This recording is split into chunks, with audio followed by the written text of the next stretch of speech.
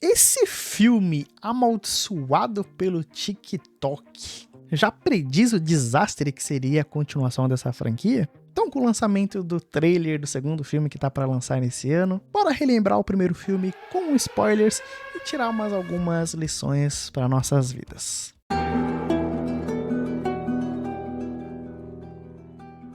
Então, salve galera, sou Rafael Fi e esse aqui é o Teologia em Hollywood, canal, claro, cuja proposta é nós falarmos sobre filmes, séries, animes no geral, sempre sob um viés cristão, tentando tirar algumas aplicações e lições para as nossas vidas, né?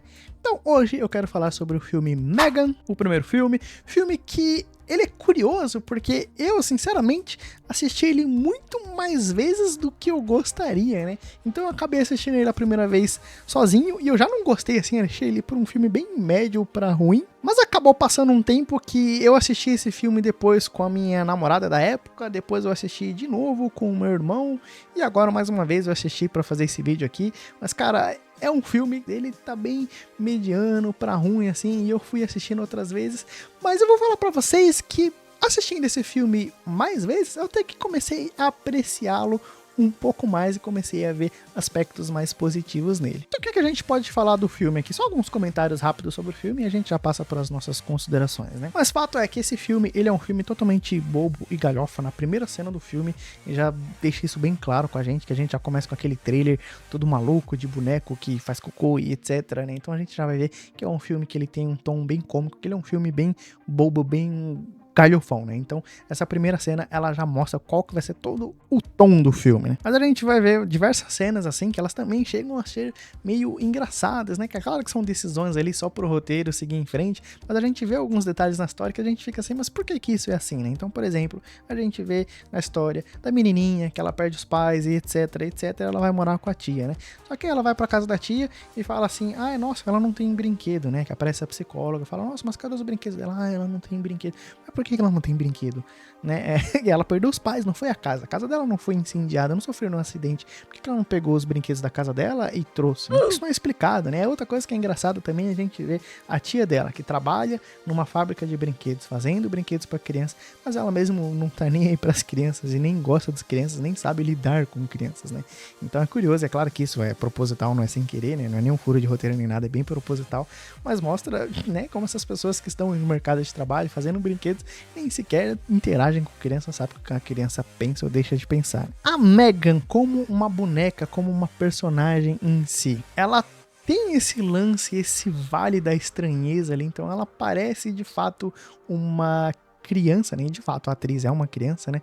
Só que aquele rosto meio digital dela, meio diferentão, assim. Então, deixa a gente com essa sensação, assim, desse vale da estranheza, de fato, um negócio meio esquisito e tudo. Então, uma cena bem icônica, por exemplo, é ela sentada lá no meio de um monte de brinquedo e tudo mais, né? Então, a gente vê, assim, é uma cena perfeita para caracterizar esse vale da estranheza. Ela se destaca de todos os outros brinquedos, porque ela é, de fato, um brinquedo bem diferentão, esquisitão, e que causa esse lance assim meio, sei lá, ao mesmo tempo que é uma boneca meio fofinha, mas causa um pouco de repulsa também, então é um negócio meio assustador e etc.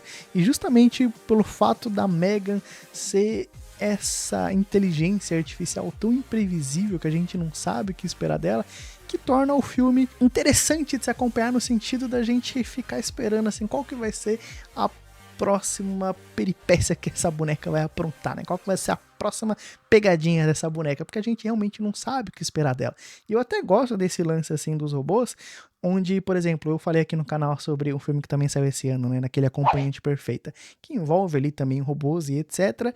E a gente fica criando roteiro na nossa cabeça de talvez esperar que seja uma coisa meio óbvia. Ah, o robô ele vai começar a agir fora da programação dele por causa disso, daquilo. No caso do Garoto Acompanhante, meio que ainda me gerou uma certa surpresa positiva, porque eu imaginei que seria uma coisa e foi por um lado completamente diferente, que eu explico lá no meu vídeo. Mas aqui no Mega, acho que no próprio trailer, se eu não me engano, eles entregam todo um lance de que a Megan vai ser essa personagem que ela tem a missão principal de proteger ali a Katie, etc. Só que justamente nessa tentativa de proteger a menina, ela acaba fazendo coisas que ela não deveria, né? Então isso o próprio trailer já entrega, mas não tira o fato de que a gente ainda espera como que isso vai acontecer, em quais situações vai acontecer e como vai acontecer. Então a gente fica, de certa forma, curioso. Se o filme vai atender as nossas expectativas ou não, isso já é outra história, mas minimamente gera curiosidade da nossa parte, né? O fato da Gemma, ela ser a tia da Katie, né, justamente a tia que vai tomar conta ali da criança, é bem curioso também, porque traz pra gente essa ideia de que é uma pessoa que acabou recebendo uma criança que ela não queria, né? Ela vai ter que tomar conta de uma criança que ela não pediu para cuidar daquela criança. Isso, infelizmente, acaba refletindo muito do nosso tempo atual, onde muitos pais, principalmente dessa geração mais nova, veem filhos como uma espécie de maldição, como um acidente, né? Então, ao invés de receberem filhos como bênçãos do alto, bênçãos do Senhor, não, são seres humaninhos ali, criaturas que estão aqui só para nos atrapalhar, seja para a gente gastar dinheiro que eu não queria gastar com eles, seja para gastar tempo, seja para ficar ouvindo choro de criança, mas infelizmente a nossa cultura, ela tem trazido muito essa ideia de filhos serem muito mais uma coisa negativa, dos pais entenderem, verem seus filhos muito mais como uma coisa negativa, como uma coisa indesejável, do que de fato uma bênção do Senhor, uma bênção do alto. Outro fato interessante que chama a atenção no filme é aquele brinquedo que já é mostrado bem no começo do filme, que a gente sabe que vai ter relevância no final do filme, né? Infelizmente o roteiro ele é bem óbvio aqui nesse aspecto, mas é daquele lance do robô Bruce. E o que chama a atenção, o comentário que a Katie faz, é por que ele não tem rosto. Isso é muito curioso porque já mostra pra gente como que esse processo de pais darem brinquedos para os seus filhos ou darem presentes para os seus filhos já se tornou uma parada impessoal, quase como se de fato assim pais dessem presentes indiscriminadamente para os seus filhos, mas não houvesse sentimento naquilo, não houvesse relação de fato, é meramente uma moeda de troca. Tô aqui o brinquedinho aqui, esse é meu papel de pai aqui que eu tô fazendo, né, dando um brinquedinho para você, dando um presente para você, mas é um processo muito frio, muito gélido, não é um relacionamento de fato, né? Então é curioso que esse brinquedo ele não tenha rosto, mesmo a criança ela sendo apaixonada por esse robô, ainda assim ele não tem rosto, mostrando e simbolizando na verdade todo esse processo impessoal, né, que se tornou você criar seus filhos, você presentear seus filhos. Ao mesmo tempo, o filme ele passa uma ideia muito interessante desse lance das crianças sem limite dos dias de hoje, né? Essas crianças que não tem um limite de mexer na tela nos dias de hoje, né? Onde, no caso da Megan, aqui representada no filme, ela tem de passar o máximo de tempo possível com a criança para ela aprender como interagir melhor com essa criança, né? Então é isso, o roteiro ele fez muito bem aqui, ele trabalhou muito bem, mostrando, criando essa ideia, trazendo essa boneca assim que acaba sendo necessária no contexto do filme, ela passar cada vez mais tempo com aquela criança, na verdade 24 horas por dia com a criança, porque isso vai tornar essa boneca mais eficiente no cuidado com seu filho. Mas isso acaba sendo uma sátira muito interessante a como hoje de fato a gente deixa nossos filhos tempo demais com a tecnologia, de tal forma em que o algoritmo das redes sociais ele vai saber muito mais do gosto dos nossos filhos e de quem são os nossos filhos do que os próprios pais da criança.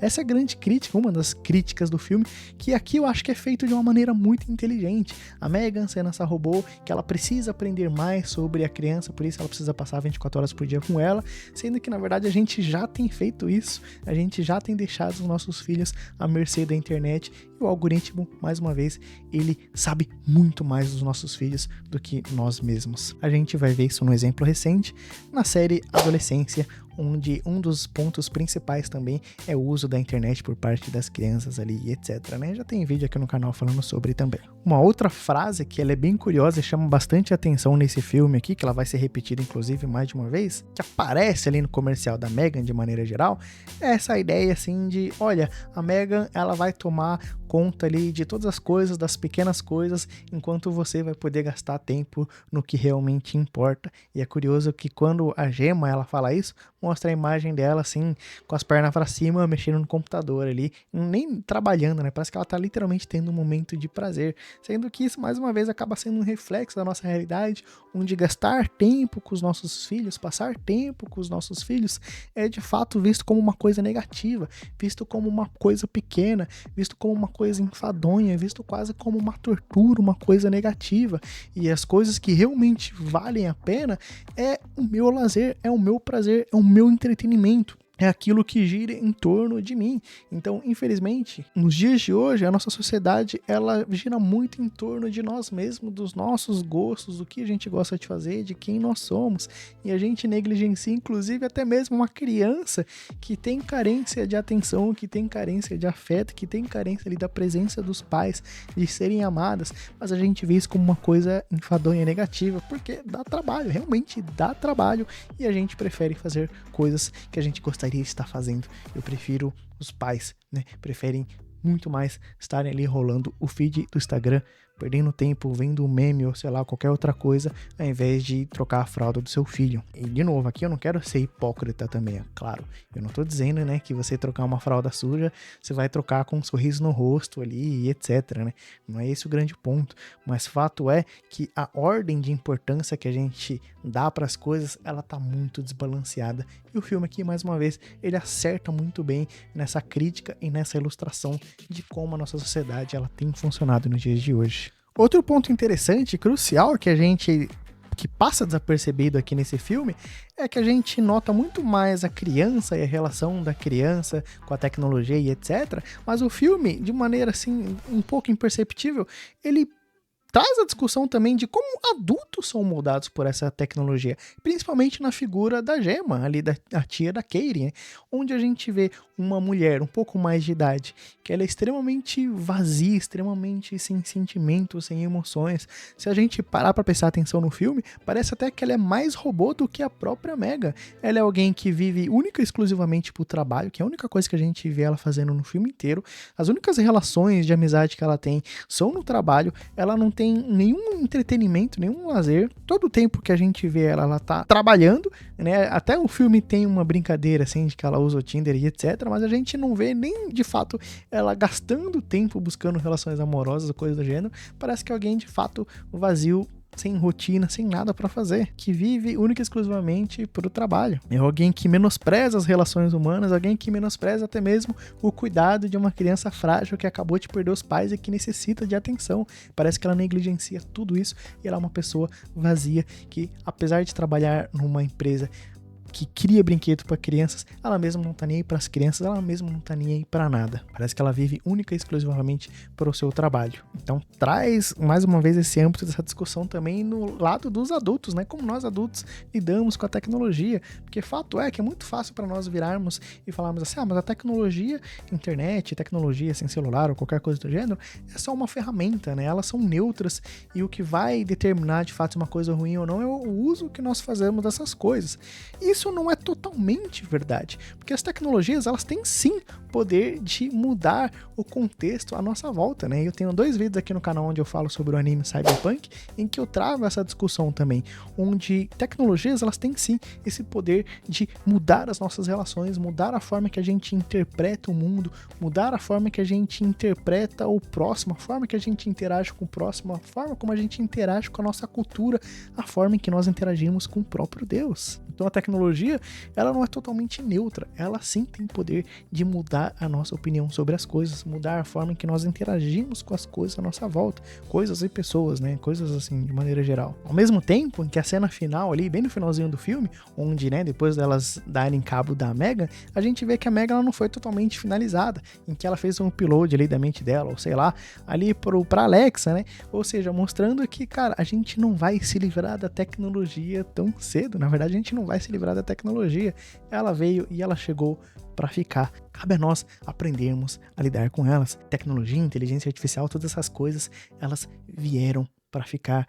A gente não consegue impedir o avanço da ciência. Recentemente eu tava jogando Detroit Become Human e traz essa discussão, tem justamente essa frase: nós não vamos conseguir impedir o avanço da ciência, então cabe a nós analisarmos como a gente vai fazer o uso dessas tecnologias. E talvez essa, inclusive, seja a discussão que o segundo filme da Megan traga, né? Mas vamos esperar para ver. Bom, então o que eu tenho pra falar desse filme de maneira geral, né? Ele é um filme legal, divertidinho, um filme ok, assim, acho que eu daria uma nota 6, talvez um 6,5 pra ele. Como eu disse, né? Assistindo ele mais vezes, eu aprendi a apreciá-lo um pouquinho melhor. A primeira vez que eu o assisti, assim, eu não gostei muito, acho que eu daria um 5, 4 fácil pra ele, mas assistindo ele outras vezes, até que eu ganhei um carinho um pouco diferenciado por ele e consegui perceber algumas coisinhas diferentes nele. Mas quais são as expectativas pro segundo filme? Cara, com o lançamento desse trailer aí, eu fiquei bem receoso, né? Espero estar errado, mas eu achei o trailer horrível. A Megan parece que ela vai se tornar uma espécie de anti-heroína. Parece que o filme ele vai adotar um tom muito mais galhofa do que o primeiro já foi. O primeiro filme já tem esse tom meio galhofa, mas é um galhofa que ele consegue ser engraçado em muitos momentos. Porque ele é um filme que a gente acaba rindo dele, né? É muito curioso, que eu vi algumas pessoas fazendo esse comentário, que o primeiro filme a gente ri dele, mas esse segundo filme parece que ele vai adotar um tom muito mais de comédia mesmo, e ele vai tentar fazer a gente rir com ele. E aí, cara, pelo trailer já parece que não funciona, né? Eu espero que esse trailer aí seja um grande clickbait e o filme seja maravilhoso, mas pelo trailer eu acredito que esse filme vai ser horrível. Você pegar uma vilã e transformar ela numa espécie de anti-herói e adotar um tom galhofa muito pior do que o primeiro, eu acredito que esse filme ele vai chegar num ponto caricato assim que vai ser meio difícil de digerir, né? Mas vamos ver o que espera desse segundo filme. Talvez eu traga ele aqui pro canal, mas vamos ver. Mas vamos tentar tirar ainda algumas lições teológicas para nossas vidas, né? Quando a gente assiste esse filme, né, e mais uma vez ele reforça muito essa questão da relação com as crianças, etc. E quando a gente fala de criança num contexto cristão evangélico, a gente rapidamente lembra daquele texto de Provérbios e que fala de nós ensinarmos os nossos filhos, a criança, no caminho que ela deve andar e ela jamais se desviará dele, etc. E aí é claro que a gente sempre fala desse texto com ressalvas, né, de que o texto de Provérbios, de maneira geral, eles são ensinamentos, não são promessas. Não é aquele negócio assim, faça isso e aquilo com certeza vai acontecer. Então você vai ensinar o seu filho sobre a Bíblia, sobre Jesus Cristo, e inevitavelmente ele será um cristão quando ele se tornar um adulto. Não é isso que o texto está falando, que o texto ele não é uma promessa, ele é muito mais uma instrução. E como instrução, a gente também tem negligenciado o que esse texto diz de maneira geral, porque a gente já tem sido também negligente em como nós lidamos com nossos filhos. A gente acredita que criar os nossos filhos no caminho do Senhor é levar ele na igreja e deixar ele lá na escola bíblica dominical, na salinha das crianças, e a gente acha que isso já é o suficiente para os nossos filhos crescerem e serem crentes quando crescem. Infelizmente, o que a gente tem visto não é o que acontece. As crianças, elas crescem e elas acabam se desviando do caminho do Senhor, até porque ela vai estar ali num contexto de uma salinha em que ela vai ver desenhinhos, brincadeirinhas, joguinhos, vai ser sempre aquele contexto infantil, bem divertidinho, etc. Só que aí, de repente, ela vai atingir uma determinada idade e aí fala, agora você não pode mais vir para a sala das crianças, você vai ter que assistir o culto com os adultos. E eu lembro na minha própria vida, né? Eu cresci na igreja, mas eu me converti assim depois da minha adolescência, vamos dizer assim, infelizmente, né? Mas eu lembro que eu senti isso muito forte na minha vida, em que no momento em que falaram assim, você não pode mais vir para a sala das criancinhas, e eu tive que assistir o culto dos adultos, como isso foi um choque muito grande para mim, como essa foi uma parada muito forte para mim, assim. A partir do momento que eu parei de ir para a sala das criancinhas, eu já não queria ir mais para a igreja, porque não era divertido, porque não era engraçado, porque não tinha um joguinho, brincadeirinho, desenho, não tinha nada disso. Era chato ouvir um velho falando lá em cima do púlpito. E isso, infelizmente, mostra como a gente tem negligenciado também em criar os nossos filhos. Eu entendo as dificuldades que nós temos, de falta de tempo e etc, mas fato é que a gente não pode negligenciar. E o que o texto nos diz, e há muita sabedoria nesse texto, o que a gente negligencia é uma colocaçãozinha ali, uma palavrinha, que o texto fala é de ensinar a criança no caminho em que ela deve andar. E esse no é muito interessante porque ele traz essa ideia de você estar caminhando numa trilha com essa criança, você está lado a lado, você está literalmente numa rua, numa trilha, e você está caminhando lado a lado com essa criança, né? Ou seja, você está no caminho falando, conversando, instruindo essa criança, não só verbalmente, mas você caminhando, você mostrando na sua própria vida como é ser um cristão. E isso é o que tem faltado em nossas igrejas, de nós caminharmos com os nossos filhos, de nós mostrarmos, nós como figuras mais velhas, mostrarmos para as nossas crianças o que é ser um cristão.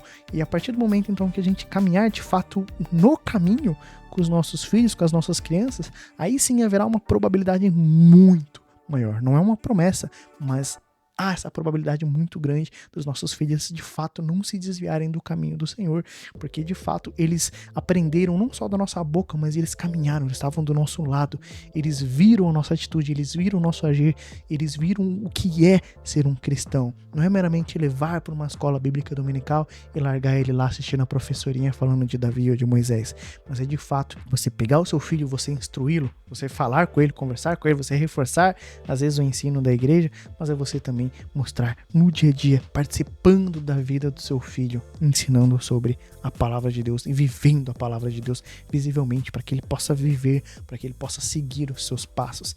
E aí sim, quando essa criança crescer, ela vai ter você como referencial digno, como um referencial cristão, e dificilmente ela vai se desviar, porque quando ela passar por tentações, porque quando ela passar por dificuldades, porque quando ela passar pela tribulação, mais uma vez, ela vai te enxergar, ela vai ter você como referencial e dificilmente ela vai se desviar dos caminhos do Senhor. Então esse filme ele pode ser um grande lembrete disso para nós, de nós também não só negligenciarmos nossos filhos, deixando ele assistindo televisões, videogames, celulares ou coisas do gênero, mas a gente também não negligenciar os nossos filhos, meramente levando eles para a igreja e achando que só porque eles ouviram a historinha de Davi na escolinha das crianças, eles não vão se desviar do caminho do Senhor. Nós precisamos participar das vidas dos nossos filhos. Esse é o grande ensinamento das escrituras e é um grande lembrete aqui desse filme também. E é o que eu sempre falo, filme de terror ensinando teologia pra gente. Tem gente que ainda acha que crente não pode ver filme de terror, né? Outro tópico interessante aqui que brota desse filme seria dessa espécie desse luto, né? Aqui no filme, no caso, luto em crianças. É claro que eu não vou me aprofundar no assunto aqui, que é um assunto complexo, mas o que o filme deveria relembrar pra gente, ser um ponto de atenção pra gente também, é de que nós, como cristãos, deveríamos ser as pessoas mais rápidas em perceber o sentimento e a dor do próximo.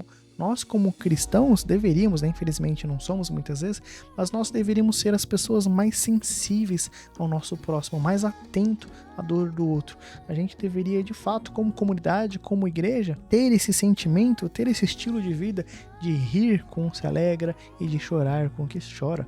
Ou seja, nós deveríamos ser essas pessoas que percebem muito mais o sentimento do outro e se conectar com o outro verdadeiramente. Ter o nosso coração ligado ao coração divino, mas também ligado ao coração do meu próximo, sempre pronto a perceber as emoções e a dor do outro e a partilhar as emoções e os sentimentos do outro. Então aqui no filme a gente tem essa figura da tia que nem ela passa pelo luto e ela também negligencia totalmente o luto da criança, mas isso reflete também como nós muitas vezes temos sido negligentes, aqueles que estão na nossa cara muitas vezes e não temos percebido a dor e o choro do outro, sendo que nós como cristãos deveríamos ser os mais rápidos a perceber esse tipo de coisa.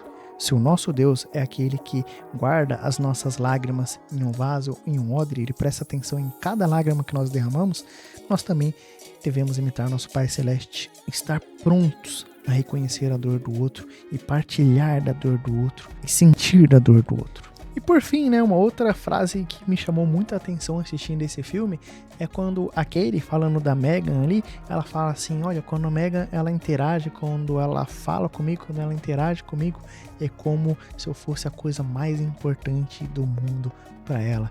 E isso mostra essa carência e essa necessidade que todos nós temos de fato sermos reconhecidos, sermos amados, sermos vistos por alguém como a pessoa mais importante. Nós queremos ser amados dessa forma, mas infelizmente a gente não vai experimentar isso com muita frequência no nosso dia a dia. Infelizmente, mesmo os nossos pais vão pisar na bola e não vão nos amar como eles deveriam. Então a única esperança e o conforto que a gente tem é de que nós temos um pai amado. Nós temos um pai amado que por meio de Cristo Jesus nos aceita, nos ama, que por meio da obra e sacrifício do nosso Senhor Jesus Cristo, Ele pode olhar para nós agora unidos a Cristo pelo Espírito Santo, e Ele pode falar também: eis o meu filho amado em quem eu me comprazo, em quem eu tenho prazer. Em Cristo Jesus nós somos aceitos no reino de Deus, nós somos chamados filhos e filhas do Deus vivo. Nós que diariamente ofendemos ao nosso Senhor, ofendemos ao nosso Criador, nós que nascemos já filhos da ira por natureza, nós que pecamos e ofendemos nosso Pai Celeste diariamente, mas ainda assim em Cristo Jesus, Deus ele estende a sua mão para nós. Ainda assim em Cristo Jesus nós recebemos o seu amor por meio do seu Espírito Santo. O amor de Deus ele é derramado em nossos corações, e nós reconhecemos que na pessoa de Deus, apesar de todas as ofensas que nós causamos contra ele diariamente, por meio de Cristo nós somos aceitos, nós somos perdoados, nós somos amados. E quão grande amor é esse que nos aceita mais uma vez por meio de Cristo Jesus. E é um amor perfeito, um amor que é difícil de explicar em palavras. É um amor que, como Paulo bem coloca em suas cartas, é um amor que nos constrange. Não é esse amor vazio e idolátrico que a gente tem visto por aí, né, nas internets da vida, né, de você é o centro de coração de Jesus, coisa do gênero.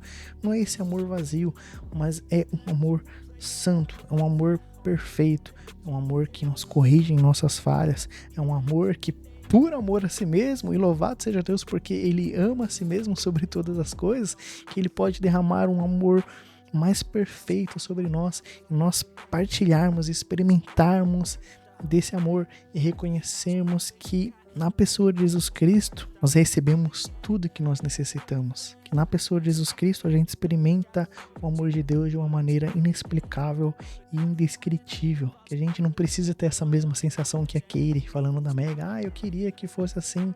Não, porque nós somos amados em Cristo Jesus, e isso basta, e é na pessoa de Cristo que nós recebemos tudo que nós necessitamos para seguir em frente, para vivermos vidas dignas do nosso Senhor, para a honra e glória do seu nome somente. Amém? Então vou deixar aqui a recomendação para o meu vídeo do filme Acompanhante Perfeita, que é um filme que também trata com robôs e é um filme muito bom. Mas eu vou ficando por aqui, eu espero que você fique com Deus, um abraço e eu espero te ver por aqui logo.